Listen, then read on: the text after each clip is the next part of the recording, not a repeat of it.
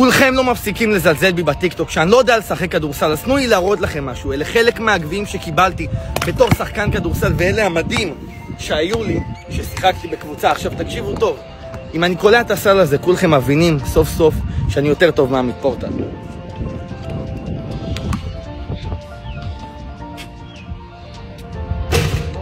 שבוטה, שבוטה, שבוט, שבוט, שבוטה, נכנסה שבוטה, אפשר ליהנות. שבוטה, שבוטה, שבוט, שבוט, שבוטה, נכנסה שבוטה, אפשר ליהנות. איזה שבוטה, אוהב אתכם. נתתי את הביג ביג לייק, בוא נכיר שלומי.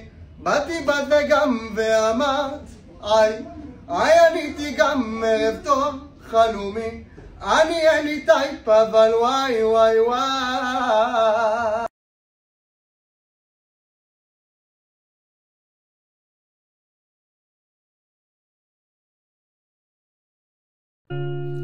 תנו לי שנייה אחת רגע לעשות לכם סדר. קראתי את כל התגובות שלכם ואני רגע רוצה להגיד לכם דבר אחד. מעולם, אבל מעולם לא רשמתי בשום מקום שהולך להיות קרב אגרוף. גם באתר של הכרטיסים לא היה רשום קרב אגרוף. בשום מקום זה לא היה רשום. הסיבה היחידה שיכלתם לחשוב שזה קרב אגרוף זה בגלל שדניאל לא הפסיק להעלות סרטונים שהוא רוצה לעשות נגדי קרב אגרוף. אני לא הסכמתי לזה, כי לא יכולתי גם להסכים לזה. המופע הזה הוא מופע ענק שסוכנות מארגנת אותו. יש כאן גם את הסקילרים נגד יוטיוברים וגם את הקרב שלי נגד דניאל. מי שקנה כרטיסים יודע שהיה רשום במפורש שהקרב הולך להיות כדורגל נגד כדורסל, ולא אגרוף. אבל נכון, רציתי קרב אגרוף, וחבל שזה לא קרה. אנחנו במדינת ישראל, ואי אפשר לעשות קרב אגרוף, זה לא חינוכי, ואת האמת, זה לא מסר שאני רוצה להעביר לילדים שצופים בנו. אז אני מחפש לי במגרש יריב ראוי למשחק כדורסל. זה וואו, איזה רמה גבוהה.